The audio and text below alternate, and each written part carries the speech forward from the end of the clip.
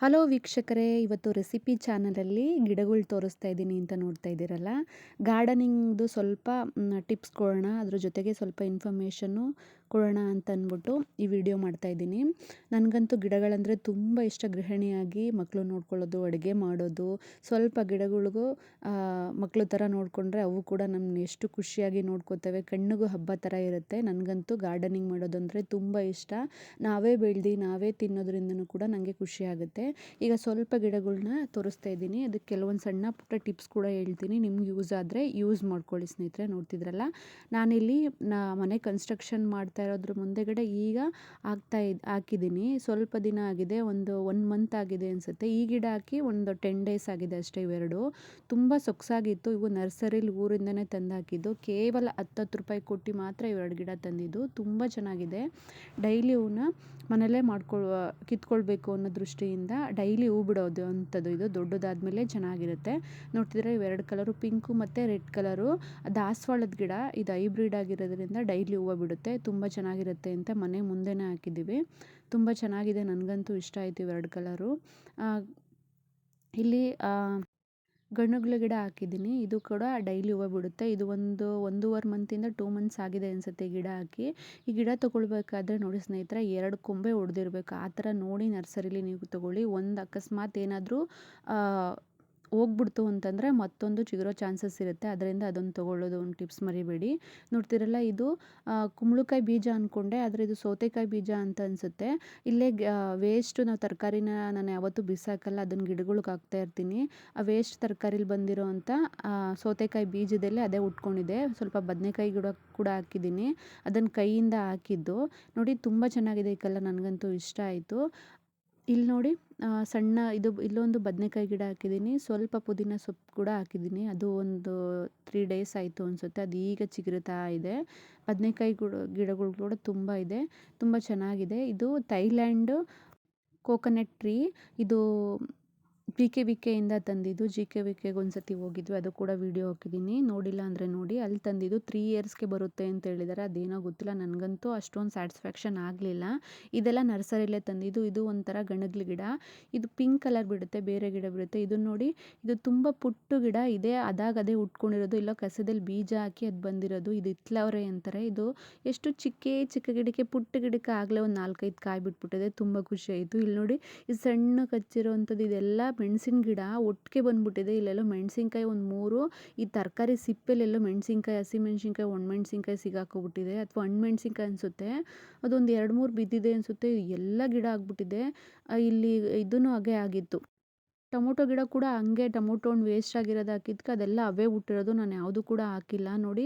ಸುಮ್ಮನೆ ಭೂಮಿ ನಾವು ಅಂತೀವಿ ಏನೋ ಕೊಡಲ್ಲ ಅಂತ, ಇದು ಸುಮ್ಮನೆ ಸಿಪ್ಪೆ ಬಿಸಾಕಿದ್ರೆ ಅದಲ್ಲೇ ಏನಾದರೂ ಹುಟ್ಟಿರುತ್ತೆ. ಇದು ಡ್ರ್ಯಾಗನ್ ಫ್ರೂಟು. ಇದು ಜಿಕೆವಿಕೆಲೇ ತಂದಿದ್ದು. ಇದು ನೋಡಿ, ಇದು ಒಂದು ಚಿಗುರಿದೆ. 1 ಮಂತ್ ಆಗಿದೆ ಗಿಡ ಹಾಕಿ. ನೋಡಿ ಚಿಗುರಿದೆ. ಇದು ಭೂಮಿಗೆ ಹೊಂದ್ಕೊಳ್ಬೇಕು ಗಿಡ. ಇದು ಆಲೂಗೆಡ್ಡೆ ಗಿಡ. ಆಲೂಗೆಡ್ಡೆ ಕೂಡ ಒಂದು ಚಿಗುರಿತ್ತು, ಅದು ನನ್ನ ಮಗ ಹಾಕಿದೆ, ಅದು ಹತ್ತಿದೆ. ಒಂದು ಬದನೆಕಾಯಿ ಗಿಡ ಹಾಕಿದ್ದೀವಿ. ಸಣ್ಣದಲ್ಲಿ ಟೊಮೊಟೊ ಬೀಜಗಳಂತೂ ಹುಟ್ಟಿ ಸುಮಾರು ಟೊಮೊಟೊ ಬೀಜಗಳಾಗಿದೆ. ನೋಡ್ತಿದ್ರಲ್ಲ, ಅದನ್ನು ಶಿಫ್ಟ್ ಮಾಡಿ ಬೇರೆ ಕಡೆ ಹಾಕಬೇಕು. ಇದು ಮಲ್ಲಿಗೆ ಗಿಡ. ಇದು ತಮಿಳ್ನಾಡಲ್ಲಿಂದ ತಂದಿದ್ದು ಅನಿಸುತ್ತೆ. ಯಾರೋ ಇಲ್ಲಿ ರೋಡ್ ಸೈಡಲ್ಲಿ ಮಾರ್ತಾಯಿದ್ರು. ಅವಾಗ ನನ್ನ ಫ್ರೆಂಡ್ ಕೊಡಿಸಿದ್ದು. ತುಂಬ ಚೆನ್ನಾಗಿತ್ತು. ಪಾಟಲ್ಲಿ ಹಾಕಿದ್ದೆ, ಅದು ಇನ್ನೂ ಹೂ ಬಿಡ್ತಾಯಿತ್ತು. ಪಾಟಲ್ಲಿ ಹಾಕಿದಾಗ ಡೈಲಿ ಹೂ ಬಿಡುತ್ತೆ ಅಂತ ಹೇಳಿದರು.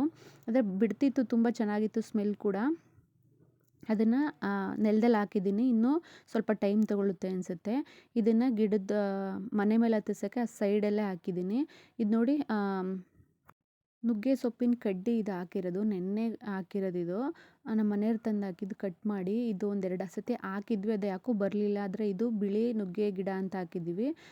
ಇದು ಕರಿಬೇವಿನ ಗಿಡ. ಇದು ಪಾಟಲ್ಲಿತ್ತು. ಪಾಟಲ್ಲಿದ್ದಾಗ ತುಂಬ ಚೆನ್ನಾಗಿ ಇರ್ತು. ಬಿಸಿಲು ಜಾಸ್ತಿ ಇಲ್ಲ, ಕಮ್ಮಿ ಆಗಿದೆ ಅಂದಾಗ ಈ ಥರ ಆಗುತ್ತಂತೆ. ಗಿಡ ಎಲ್ಲ ಸ್ವಲ್ಪ ಕೆಂಚಗಾಗ್ಬಿಟ್ಟಿದೆ. ಇದಕ್ಕೆ ಸ್ವಲ್ಪ ಪೋಷಕಾಂಶ ಕೊಡಬೇಕು.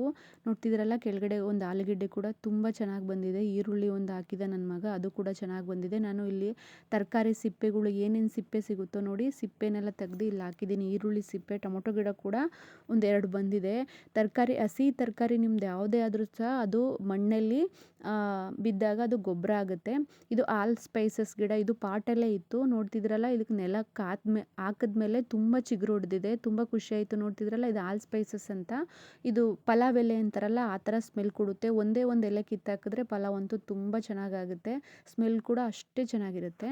ಇದು GKVKಲೇ ತಂದಿದ್ದು. ಇದು ಚೆನ್ನಾಗಿದೆ. ಇದು ನಿಂಬೆಹಣ್ಣು ಗಿಡ. ಅದು ನೋಡಿದ್ರೆ ಅದಕ್ಕೆ ಎಲೆಗಳೇ ಇಲ್ಲ, ಆದರೆ ಹೂ ಬಿಟ್ಬಿಟ್ಟಿದೆ. ನೋಡ್ತಿದ್ರೆ ಹೂ, ಕಾಯಿ ಮತ್ತು ಚಿಗುರೆಲ್ಲ ಹೊಡಿತಿದೆ. ಹೀಗಂದಾಗ ಅದು ಗಿಡ ಭೂಮಿಗೆ ಹೊಂದ್ಕೊಂಡಿದೆ. ಹತ್ಕೊಳ್ಳೋ ಗಂಟ ಸ್ವಲ್ಪ ಟೈಮ್ ತೊಗೊಳುತ್ತೆ.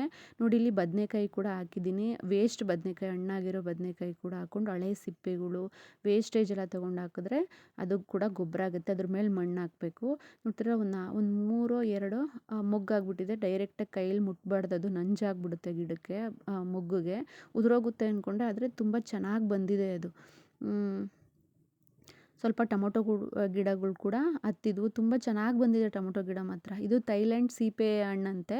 ನನಗೆ ಗೊತ್ತಿಲ್ಲ ಯಾವ ಕಲರ್ ಬರುತ್ತೆ ಅಂತಲೂ ಗೊತ್ತಿಲ್ಲ. ಒಂದು 4-5 ಹೂವು ಆಗಿದ್ವು, ಆದರೆ ಅವಷ್ಟಕ್ಕವೇ ಉದುರೋದ್ವು, ಇನ್ನೂ ಸರಿಗಿಲ್ಲ. ಈಗ ಚಿಗುರುತ್ತಾ ಇದೆ. ಇದು ಅಷ್ಟೇ GKVKಲೇ ತಂದಿದ್ದು, ಥೈಲ್ಯಾಂಡ್ ಬ್ರ್ಯಾಂಡ್ ಅಂತ ತಂದಿದ್ದು. ಚಂದ್ರ ಸೀಬೆ ಹಣ್ಣು ಥರ ಬರುತ್ತೆ ಅಂತ ಅಂದ್ಕೊಂಡಿದ್ದೀನಿ. ನೋಡಬೇಕು ಇದು ಹೇಗೆ ಬರುತ್ತೋ ಅಂತ. ನನಗಂತೂ ಗಿಡ ಬೆಳ್ಸೋಕ್ಕಂತೂ ತುಂಬ ಇಷ್ಟ. ಅಲ್ಲಿ ಏನೇನು ಸಿಗ್ತಾವೋ ಅಥವಾ ಅದು ಮನೆಗೆ ಏನು ಅವಶ್ಯಕತೆ ಇರಬೇಕು ಅಂಥದ್ದೆಲ್ಲ ಕೆಲವೊಂದು ತಂದಾಕಿದ್ದೀನಿ. ಇದು ನೋಡಿ ಇಲ್ಲಿ ಕೆಳಗಡೆ ಹಸಿ ಕಸಗಳು ಏನು ತರಕಾರಿ ಸಿಪ್ಪೆ ಮತ್ತು ದನಿಂದು ಸಗಣಿ ಹಸಿದು ಹಾಕ್ಬಾರ್ದು. ಒಣಗಿರೋ ಸಗಣಿನ ಹಾಕ್ಬೋದು. ಹಸಿದು ಹಾಕಿದ್ರೆ ಸ್ವಲ್ಪ ಕ್ರಿಮಿಕೀಟಗಳೆಲ್ಲ ಜಾಸ್ತಿ, ಹುಳ ಜಾಸ್ತಿ ಆಗೋ ಚಾನ್ಸಸ್ ಇದೆ. ಇದು ನೋಡಿ, ಇದು ಪನ್ನೀರ್ ಹಣ್ಣು ಅಂತಾರೆ, ಇಂಗ್ಲೀಷಲ್ಲಿ ವಾಟರ್ ಆಪಲ್ ಅಂತ ಕರೀತಾರೆ. ನೋಡ್ತಿದ್ರಲ್ಲ ಇದು ಇವಾಗ ಚಿಗುರೊಡಿತಿದೆ. ತುಂಬ ಖುಷಿಯಾಯಿತು. ಇದು ಹತ್ಕೊಳ್ಳೋದು ಸಾಮಾನ್ಯವಾಗಿ ಸ್ವಲ್ಪ ಕಷ್ಟ. ಇದು ಒಣ ಭೂಮಿಲಿ ಮತ್ತು ನೀರಿರೋ ಭೂಮಿಲಿ ಕೂಡ ಬೆಳೆಯುತ್ತೆ. ನೋಡ್ತಿದ್ರಲ್ಲ ಇದು ಇಲ್ಲಿ ನನ್ನ ಮಗ ಒಂದು ಬೆಳ್ಳುಳ್ಳಿ ಹಾಕಿದ್ದಾನೆ. ಅದು ಕೂಡ ಎಷ್ಟು ಚೆನ್ನಾಗಿ ಚಿಗುರು ಹೊಡ್ದು ಬಂದಿದೆ. ಇಲ್ಲಿ ಗೊಬ್ಬರ ಕೂಡ ಹಾಕಿದ್ದೀನಿ. ಹಸಿನ ಗೊಬ್ಬರ ಹಾಕಿರೋದ್ರಿಂದ ತುಂಬ ಚೆನ್ನಾಗಿದೆ. ಇದು ಪೇಂಟ್ ಹೊಡಿಬೇಕಾದ್ರೆ ಪೇಂಟ್ ಸ್ವಲ್ಪ ಬಿದ್ದು ಆ ಕಲರ್ ಆಗಿದೆ. ಅದನ್ನೇನು ತೊಂದರೆ ಇಲ್ಲ ಅಂತ ಹಾಗೆ ಬಿಟ್ಟಿದ್ದೀನಿ. ಇಲ್ಲಿ ಸ್ವಲ್ಪ ಅರಿವೆ ಸೊಪ್ಪು ಹಾಕಿದೆ. ನಮ್ಮ ಕಡೆ ಎಲ್ಲ ಕೀರೆ ಸೊಪ್ಪು ಕೂಡ ಅಂತಾರೆ, ಅರಿವೆ ಸೊಪ್ಪು ಅಂತಾರೆ. ಇದನ್ನು ಒಂದು ಸತಿ ಕಿತ್ತರೆ ಮತ್ತೆ ತಿರ್ಗಾ ಬೆಳೆಯುತ್ತೆ. ಒಂದು ಸತಿ ಅಲ್ಲಿ ಹಾರ್ವೆಸ್ಟ್ ಮಾಡಿದ್ದೀನಿ, ಕಿತ್ತಿದ್ದೀನಿ. ಈ ಕಡೆ ಎಲ್ಲ ಕಿತ್ತಿಲ್ಲ. ಆಗಲೇ 1.5 ಮಂತ್ ಆಗಿದೆ ಅನಿಸುತ್ತೆ. ಆಗಲೇ ಹೂವು ಎಲ್ಲ ಬರ್ತಿದೆ ನೋಡಿ. ಇದನ್ನೆಲ್ಲ ಕಿತ್ಬಿಡ್ಬೇಕು. ಸ್ವಲ್ಪ ದೊಡ್ಡದಾದರೆ ಚೆನ್ನಾಗಿರಲ್ಲ. ಸ್ವಲ್ಪ ಎಳೆ ಸೊಪ್ಪೆ ಇದ್ದರೆ ಚೆನ್ನಾಗಿರುತ್ತೆ. ಇದು ಮೊಳಕೆ ಬಂದಿರೋ ಅಂಥ ಈರುಳ್ಳಿ, ವೇಸ್ಟ್ ಈರುಳ್ಳಿ ಅಂತಂದ್ಬಿಟ್ಟು ಸುಮ್ಮನೆ ನೆಟ್ಟಿದ್ದು ಎಷ್ಟು ಚೆನ್ನಾಗಿ ಬಂದಿದೆ ನೋಡಿ. ಇದನ್ನೊಂದು ಸತಿ ಎಗ್ ರೈಸಿಗೆ ಮಾಡಿದ್ರೆ ತುಂಬ ಚೆನ್ನಾಗಿರುತ್ತೆ. ಅದರಲ್ಲಿ ಅಲ್ಲಿ ಬಂದಾಗೆಲ್ಲ ಒಂದೊಂದು ಕಿತ್ಕೊಂಡು ತಿಂತಾಯಿದ್ರೆ ಒಂಥರ ಚೆನ್ನಾಗಿತ್ತು. ಈರುಳ್ಳಿ ನೋಡಿ ನನಗೆ ತುಂಬ ಆಶ್ಚರ್ಯ ಆಯಿತು. ಎಷ್ಟು ಸ್ವಲ್ಪ ಮೊಳಕೆ ಬಂದಿರೋ ಸುಮ್ಮನೆ ಹಂಗೆ ನೆಟ್ಟಿದ್ದಕ್ಕೆ ಎಷ್ಟು ಚೆನ್ನಾಗಿ ಬಂದ್ಬಿಟ್ಟಿದೆ ನೋಡಿ. ಸೈಡಲ್ಲೆಲ್ಲ ನನಗಂತೂ ಇಷ್ಟ ಆಯಿತು. ಅರಿವೆ ಸೊಪ್ಪು ಕೂಡ ತುಂಬ ಚೆನ್ನಾಗಿತ್ತು. ಇದರಲ್ಲಿ ಉಪ್ಸಾರು, ಬಸ್ಸಾರು ಎಲ್ಲ ಮಾಡ್ತಾರೆ. ಇದು ಇನ್ನೊಂದು ಅಡ್ವಾಂಟೇಜ್ ಅಂತ ಏನಂದರೆ ಅದನ್ನು ಒಂದು ಸತಿ ಕಿತ್ತರೆ ಮತ್ತೆ ಬರುತ್ತೆ. ಅದು ನೀವು ಎಷ್ಟು ಗೊಬ್ಬರ ಹಾಕಿ ಸಾವಯವವಾಗಿ ನಾವು ಗೊಬ್ಬರ ಹಾಕಿದ್ದೀನಿ ನಾನು, ಅದನ್ನು ಉಳಿಸ್ಕೋತಿರೋ ಅಷ್ಟುವರೆಗೂ ಅದು ಕಿತ್ತರೆ ಬರ್ತಾ ಇರುತ್ತೆ. ದಂಟಿನ ಸೊಪ್ಪು, ಬೇರೆ ಸೊಪ್ಪುಗಳೆಲ್ಲ ಒಂದೇ ಸತಿ ಬುಡ ಕಿತ್ಬಿಡ್ಬೋದು. ಇದನ್ನು ಬುಡ ಕೀಳೋ ಅವಶ್ಯಕತೆ ಇಲ್ಲ. ಸ್ವಲ್ಪ ಕಿತ್ತರೆ ಸಾಕು, ಹಾಗೆ ಬಂದ್ಬಿಡುತ್ತೆ. ಇಲ್ಲಿ ನೋಡ್ತಿದ್ರಲ್ಲ, ಇಲ್ಲಿ ನಾನು ಅವರೇ ಗಿಡ ಹಾಕಿದ್ದೆ ಮಳೆಗಾಲದಲ್ಲಿ. ಈಗೆಲ್ಲ ಆಗಲೇ ಒಂದು ಸ್ವಲ್ಪ ದಿನ ಆಯಿತು ಎಲ್ಲ ಕಿತ್ತಿ ಹಾರ್ವೆಸ್ಟ್ ಮಾಡಿ ಖಾಲಿಯಾಗಿ ಈಗೆಲ್ಲ ಒಣಗ್ತಿದೆ. ಇದು ಹುಳಿ ಸೊಪ್ಪು ಅಂತಾರೆ. ಧಾರವಾಡ ಕಡೆ ಈ ಕಡೆ ಎಲ್ಲ ಜಾಸ್ತಿ ತಿಂತಾರೆ. ನಮ್ಮ ಕಡೆ ಅಷ್ಟೊಂದಾಗಿ ತಿನ್ನಲ್ಲ. ಪುಂಡಿ ಸೊಪ್ಪು ಅಂತ ಹೇಳ್ತಾರೆ ನೋಡಿ, ಪುಂಡಿ ಪಲ್ಯ ಅಂತಾರೆ. ಅದೊಂದೇ ಒಂದು ಪಕ್ಕದ ಮನೆ ಅಜ್ಜಿ ಕೊಟ್ಟಿದ್ರು, ಅದನ್ನು ಹಾಕಿದ್ದೆ. ಅದು ಕೂಡ ಚೆನ್ನಾಗಿತ್ತು.